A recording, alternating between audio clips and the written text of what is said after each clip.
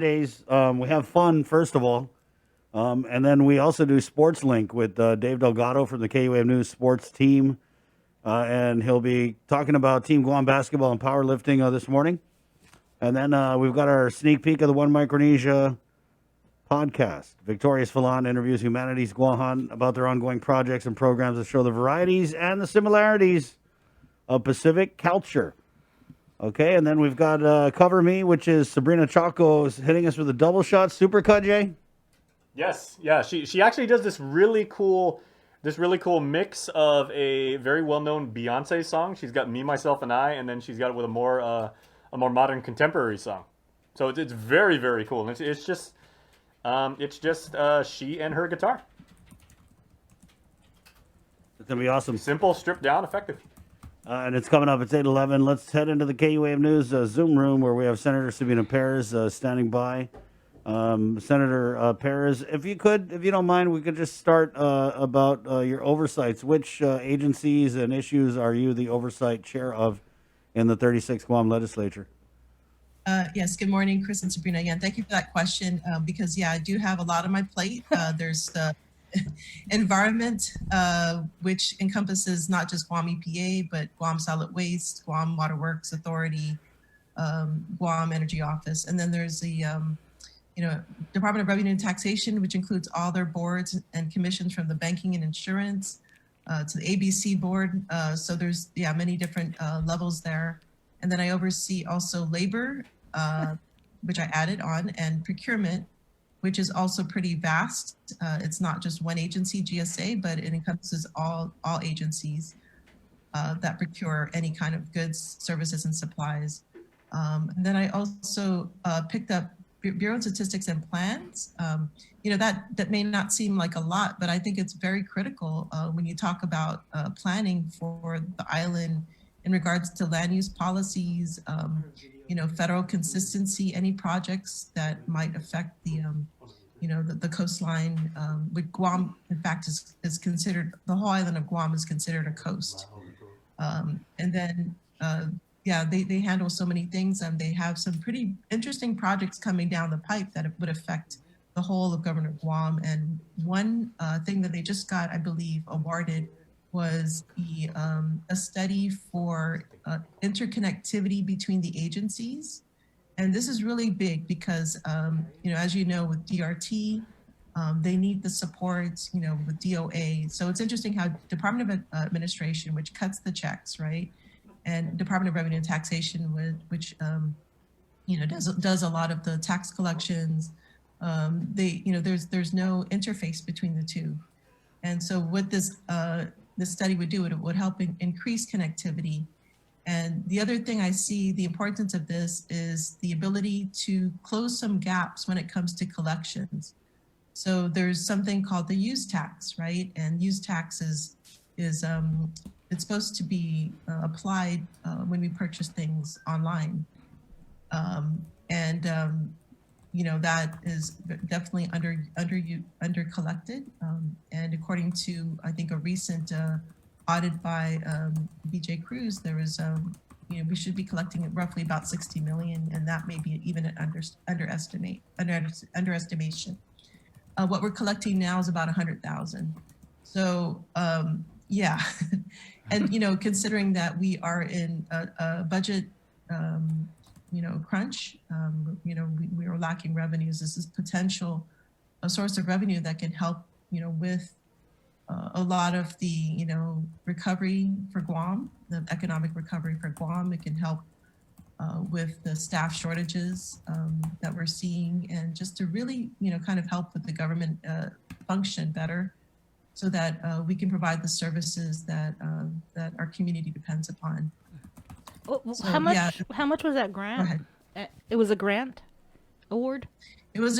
I have to go back and check. But I believe there was some federal funding involved in that one. Okay. I agree with you there, Bureau of Stats and Plans. I've seen some of the stuff that they put out with Tyrone, right, as the head of BSP. It's pretty interesting, and there's a lot of info there that I think we can use and apply in different areas. So that's cool. There was an informational hearing, right? So you have oversight of labor too, and you want to kind of run through some of the takeaways from that hearing now that you've had a couple days to kind of, process everything. Yeah, I mean, I think the big question is, can we resolve the issue with reduced workers, right? Reduce hour workers. Can they reinitiate the unemployment benefits for them?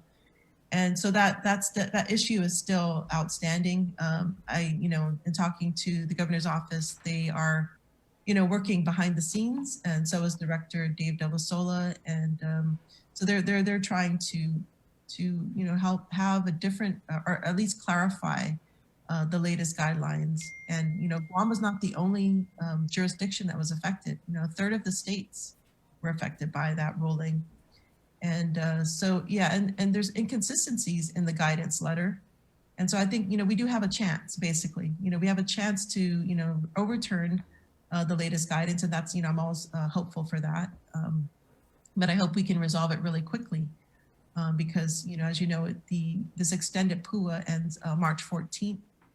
And we're now at February 5th, right? So, but there, if we do get the positive ruling, a change in the ruling, we still have the opportunity to backdate claims if it's applicable for the person who's unemployed. So we can backdate it as far back, I believe, as December 1st, 2020. So, there's still hope. The other thing on the horizon is that, as you know, President Biden is trying to push through over $1 trillion, COVID relief plan. So, that's the other thing to look forward to. But, we have to work with what we have right now. Senator Perez, Flores, sorry. Senator sorry. Flores Perez. Sorry, I always get them mixed up. I did want to follow up, and because I don't think we spoke with you on your position on legislation to push back the implementation of the minimum wage, increase in the minimum wage. Yeah. So right now, I'm leaning towards supporting it. Yeah, considering the testimony that was provided, if it would mean shutting down businesses, that would not be good, right? That was my thinking. If we can continue to keep workers employed, I think that is important. Making sure livelihoods are still there. And it doesn't mean that again, like businesses, if they can afford it, we do want to encourage them to continue with the pay raise, because if it's just a delayed implementation, is what I see. It's not a redaction or reneging on that promise. Right. Was it hard, Senator, for you to kind of reconcile and come to that conclusion? Because I know that a lot of senators, your colleagues, really push for this increase, and the enthusiasm, the zeal with which it was pushed. I'm just wondering, was it difficult for you guys to kind of now say, okay, we'll put a pause on it for a year? Yeah, I mean, it's I think for some of us more so. I think that one thing that have to consider is that oftentimes the people that come to the public hearings, that voice is not heard necessarily. So yeah, I mean, that definitely is an issue for to think about. Those that we're not hearing. Yeah. And it is true that cost of living has gone up, and the wages have not gone up with the cost of living. And in my thinking, the way that I want to address some of these cost of living issues is, can we produce more affordable housing? Can we provide health insurance? And affordable housing is something I'm really prioritizing at this time. I think that's something we have to look at it holistically. How can we keep the cost of living down, or how can we bring it down? If businesses can provide health insurance, I mean, that's something that I would like to work on. The minimum wage is is one aspect, but is it enough to supply the needs of our community? So I'm working on different policies relating to reducing the cost of living. Another bill that we didn't get your stance on was this. Was it Senator Brown's official misconduct? Those convicted of official misconduct will be barred from being employed in the government of Guam. Yeah, I need to look at that closely, but I do agree that we need to hold ourselves to a higher standard. As far as especially when you deal with like the port, for instance, right? Everybody's kind of a belief is that that's where the drugs come through, right? And I think it's important to maybe perhaps hold ourselves to a higher standard when it comes to hiring people with a clean background. And I always, for me, it's about making sure we're serving our people, right? And, the less energy we have to do with, dealing with any kind of negative reaction or publicity, the more energy we can use towards serving our people. And I think, that's how I look at my staff, right? When I hire my people, are they, do they have the qualifications? Are they committed? There has to be also the character, the character aspect of things. Do they have the right sort of character? Because I think that's always important. That's not to say you don't give anybody a second chance, right? But, it's really up to the discretion of the person leading that agency or managing that group.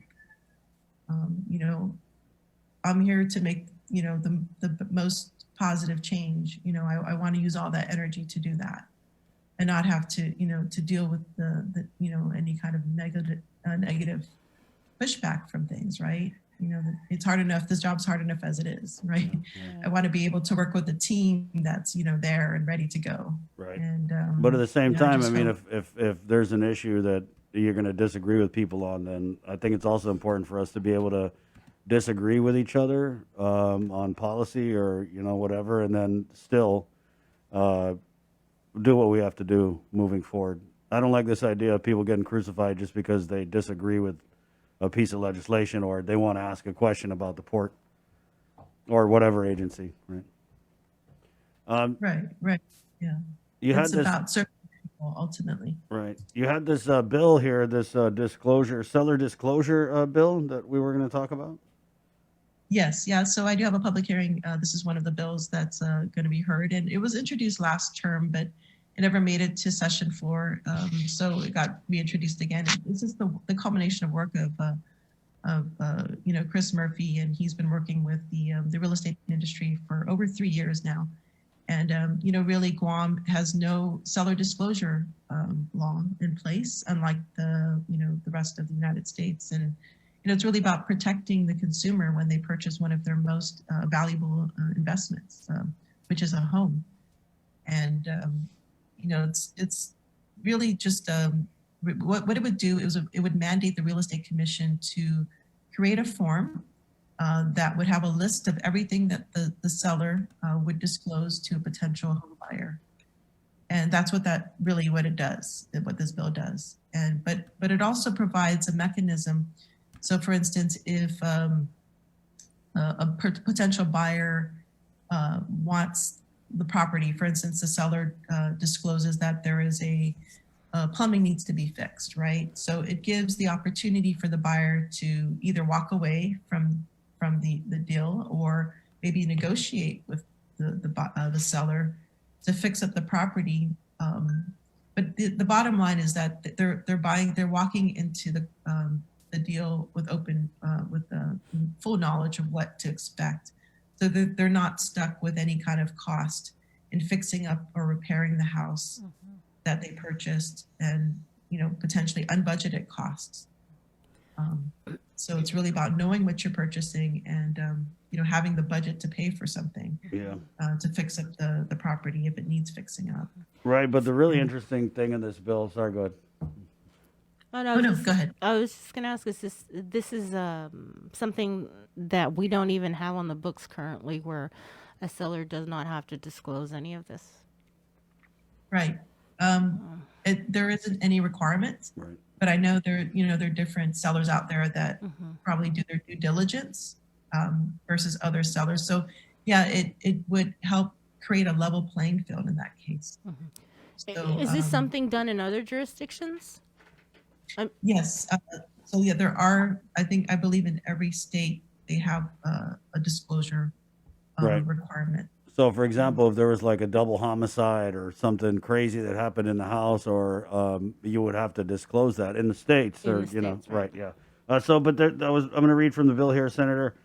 They would have to disclose stigmatized factors that include murder, suicide, serious crime, including drug activity, proximity to registered sex offenders, haunting, and other paranormal activity. Let's just start. I mean, we'll get to the haunting and paranormal activity because that's what the real reason why I got you on here, because I thought that was pretty cool. But who would have to disclose, and to what extent would they have to disclose what happens in a property that they're trying to sell to a prospective buyer? So really the key here is that what the owner knows about the property. So if they lived there for ages and did not know anything about this, they are not liable, right? And again, this bill is open to change. So if this is something that is not considered as a feasible thing, that could be basically removed, right? But yeah, the way this was drafted was that it would include things like paranormal activity, murder, suicide, serious crime, and drug activity in the house, or proximity to registered sex offenders. Yes, that would include those things. So, again, this is open to change, but I think that, yeah, this is that's what's included in the bill. And the thing about the haunting and the paranormal activity, is that something that's also included in similar legislation in the American states? Yes, I believe so. So Chris Murphy, he was the one that spearheaded this project, and I believe he took a lot from like Hawaii and other places.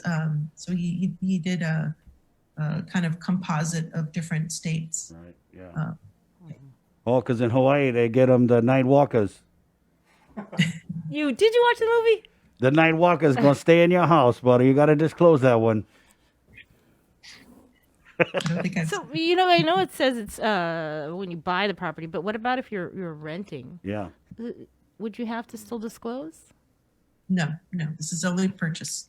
It's only regards to purchasing a home. Yeah. And then, man. I mean, when you talk about and we'll just go down the line here, for example, the drug activity, like what's your intent with this bill, Senator? Up to what time? I mean, you don't got to be like, oh, Sabrina smoked a joint on the couch in this living room last month. It's more like, hey, we had a meth lab in here or something, right? Yeah, I mean, I think that could be fleshed out a little bit more for sure. Okay. Yeah, my thinking probably would be more the meth activity. Right. But yeah, that's open to change, right? So I'm open to adjusting this. All right, let's just get to the Tatamona stuff. So if I'm selling a property and this house has Tatamona, there's all kinds of stuff going on, you know what I mean? The kids get pinched when they go play in the yard or whatever. This is going to be interesting when this hits the floor, and this section of it is debated. What kind of debate are you anticipating on this, Senator? So yeah, I believe there was one I believe one person who's going to testify regarding increasing the potential of it causing more lawsuits, and I'm interested in hearing what his perspective is. And maybe it's this section. I don't know if it's this section that's he's concerned about, or if there's other parts of the bill. So yeah, it definitely would be open to change depending on what type of testimony comes out of this. And we were talking before you got on in the Zoom room about, with this part of the bill where you'd have to disclose haunting and paranormal activity, and just how widely accepted the belief is on Guam with, Tatamona and even haunting in general. I think like a lot of people believe in ghosts. And I don't know if it's just here or if it's everywhere, but you believe in ghosts too, Senator? I do believe in spirits, yeah. Okay. So, yeah, maybe perhaps this is a little bit Western centric, the idea of paranormal activity. Yeah, and I don't, that definitely could be changed. I feel. You know, I So, yeah, you- remember I did good. I did the whole Taltamona Tales Yeah, you did. segment, and I think I did like 3 series of it, and I couldn't do it anymore because I was so freaked. Um, and there was one story, I think it was in Santa Rita, and I was interviewing the woman that lived at the home, and she was saying, "This is the trail where the Taltamonas The walk." Pasadero, yeah. Yeah, I was like, "Oh my gosh!" And yes, Jason. Oh, well, I was going to say, remember our own Joser here when he was with now Senator, your colleague, Senator Clint Virgil, they were doing a similar thing and they were interviewing the late Mayor Buck Cruz, right? And I believe, correct me if I'm wrong, Joser, you were talking about something about, and the mayor was saying, oh, and we know our ancestors are here. And then just as he said it, there was like 2 or 3 big, was it an entire tree or was it the branch? Oh, the tree branch just fell, and the mayor just like looked and he goes, "Ay, look," he goes, you know, they're communicating to us. Right. Yeah, it's really no. I believe in that stuff too. That's Yeah. why I was like, I can't do this anymore. Right. I'm wondering, Senator, since you know, I mean, in the time that's transpired since you introduced this bill, and you said it was, you know, it's the concept of Chris Murphy who's been working on it for some years. I wonder if there's going to be more people reaching out to you to say, you know, I think the nature of what your bill is doing is good. So people from other industries might reach out to you to say, you know, we want to see more this type of consumer protection. Yeah, because that's basically what it is. Yeah. How about commercial properties, Right. Senator? We just had a comment here. Right. Yeah, this bill does not include commercial properties. It's only for residential home buyers. Yeah, so that's potentially another opportunity for change. But you know, I think with commercial property owners, I think they're a little bit more. They have more of the resources to look at the property and Yeah. just do more due diligence. And this is really just to protect the average home buyer out there that may, you know, be buying a home for the first time and doesn't necessarily know what to expect or to look for. So yeah, it's more for the little guy, I think, you know, in this particular bill. But yeah, that you know, I'm open to looking at that one as well. But yeah, definitely that's important. You know, to make sure that whoever's purchasing any kind of property is, you know, has the knowledge of what they're buying, so that they're not stuck with any kind of a repair cost, unforeseen repair cost. Right. Or a Taltamona that's, you know, because I've been told when I went to the Surahanu that there's a Taltamona that follows me. So. But then again, I mean, you know, we believe keep that. these aren't necessarily, according to what we believe, these aren't necessarily. I mean, they can't necessarily all be bad things, right? They could be spirits that are. The nice Taltamona. Yeah. Yeah. Or the duendes, you know. No, mean, and I was saying because we're talking about this in a real estate context, you Right. might even say that might increase the value of a property maybe. if it was built on top of or near like No hallowed one's ever ground. broke into this property because we have a mean ass Taltamona that's very protective. So yeah, we're gonna jack up the price 20,000. Yeah. No, this is gonna be cool. I'm excited for So the the debate. hearing is today, right? The hearing is today on your bill. This morning. Yeah. Yep. Wow. 9 a.m. Well, thanks. Who's? Can you disclose who the person is that says there's some constitutional questions regarding this bill? Not Not right now. I believe. Well, we'll see. Let's Yeah. wait and see, because I don't. Yeah. What about the realtors? Are they kind of going to be on board with this, or? We did invite them. I know the last time we had a public hearing on this, they were in support of it. I see. That came. I think they actually probably practice this already. They do a disclosure. I know when I've practice. done the House to Homes segment with our friends Liz and Gina, they said that because Guam Association of Realtors, they have their ethics policy that they enforce with their members, and they said that they typically they do disclose, you know, if there's been any illegal activity, definitely, but like even stuff that a prospective buyer might think is like a little Right. scary. But I just got to say, I watch a ton of scary movies, and anytime there's any issue with the house being haunted or paranormal activity or Tatamona or whatever, it never ends well. Every time in the movie, they're like, oh, yeah, it's a beautiful house. Well, 3 people were killed here. I like it. Let's get it anyway. And then next thing you know, there's another 3 people. No, well, Chris, remember that. Right? They all end Yeah. every single I don't house watch in the scary movies. movies. No, that well, has Chris- an issue with the ghosts or the demons. It always ends bad. Remember that line from Eddie Murphy's you know, his old stand-up routine. He's like, oh, what a lovely house, and like the neighborhood's wonderful and everything. I love it here and everything. Get out! We can't stay. I mean, like the Amityville Horror House. I mean, imagine like getting shown that one and be like, oh yeah, there's some things might happen No. here. No, this is a fascinating bill, though. I think this is gonna be really interesting. Yeah, you should have introduced it in October though. Yeah. Just thinking about that as you guys were talking. Halloween, right? Joy commented poltergeist. Oh no. All right, Senator. I hope we didn't get too far off track. Is there anything more you want to bring up? Yeah, I guess, yeah, just, yeah, I do have other bills today. It's a procurement bill. There's one OPA study that was done regarding the compliance for training. Right. So I think it's really important to build capacity. I know when we talk about procurement, I think it's a multifactorial problem. There's many different problems to this. And this is just one part of it is, building capacity within our government agencies. And the audit basically showed that there wasn't enough, personnel that comply with training requirements. And so what this would do, it would definitely create it would basically make OPA the agency that oversees compliance, because right now there isn't anything in place. And so this comes at the recommendation of the public auditor. And what this would do is basically kind of ensure that the capacity is met. And what that means is that businesses who are, basically are waiting on a procurement, a purchase order, if we have the qualified people in place, perhaps we can, make that process quicker. Because what I'm hearing is that businesses go to the agencies, they make a decision, and then only to find out later that it got sent to the central general service agency and it got changed.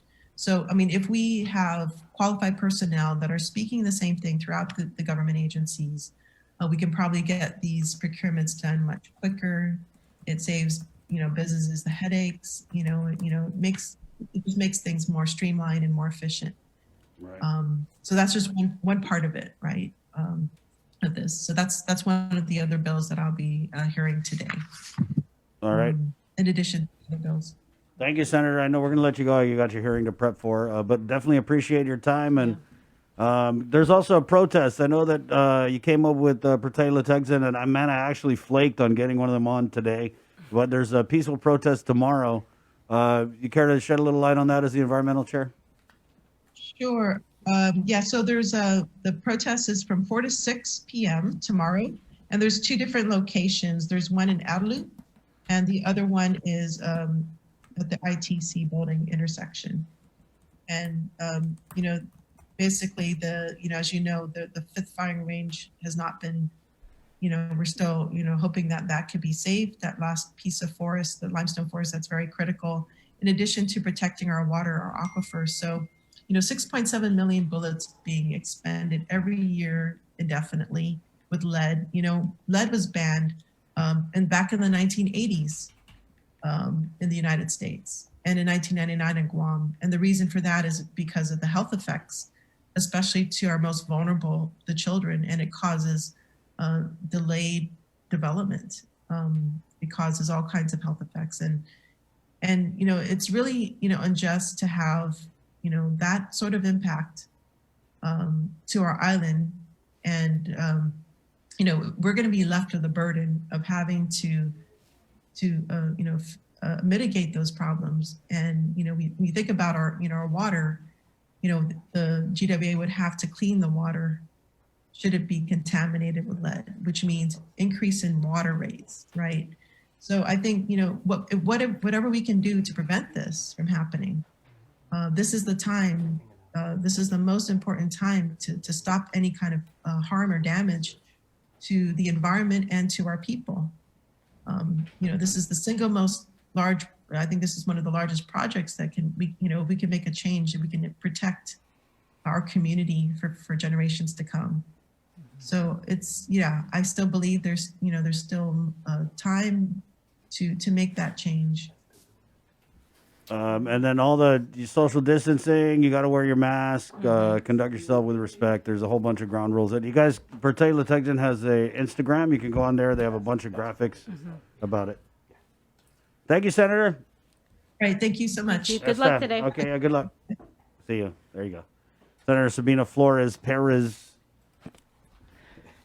No, you know, I always get those. no, it is I interesting. just am like trying to make it through the whole interview without calling her Senator Sabrina. Has Guam ever had like a? I mean, we've never had like our own branch of the Better Business Bureau, and obviously we don't have like a consumer protection agency that falls under the purview of The AG? AG's office, right? Yeah. No, I'm just very curious to see if this bill will actually encourage more of that stuff. Like I said. By the way, speaking of the AG, there is a press conference scheduled for 9:00 this morning. Yep. And so we're going to try and connect into that press conference during the show. It didn't say what he's going to be discussing, but we think it's probably going to be about this Opioid settlement. There's Yeah. an opioid settlement. There was like $500 something million. Yeah, around 573 million, I believe. And I mean, you know, I'll be honest. There were times that we've made fun of I made fun of the AG for, he does a jump on these lawsuits, like suing Google, suing Facebook. But I guess we're gonna be getting some money from this. So And this is a lawsuit that 47 other states Right, have yeah. And- filed against Purdue Pharma. right. And, And most of these lawsuits that he jumps on that you guys hear about, where Guam joins this Google lawsuit or Guam joins this Facebook lawsuit or whatever, is they have like an association of attorneys general, and then they all kind of like make that call, like, hey, we're all going to go and jump on this lawsuit. And you know, I was listening to a podcast, and they were talking about all of the attorneys general across the country that were joining in that suit against Facebook, and then they kind of mentioned, and they're like, like 47 states and Guam, and then there was a legal analyst on the podcast, and he goes, hey man, he goes, in most of those cases, Guam tends to punch above their weight, so we've got some clout apparently. There you go. 8:42. We'll take a break, and we're coming back with Melanie Guerrero, who is the mother of Michael Castro. He has not been found. It's frustrating. I mean, I can't even imagine what his mom is going through, and so we always want to offer the opportunity to keep this fresh.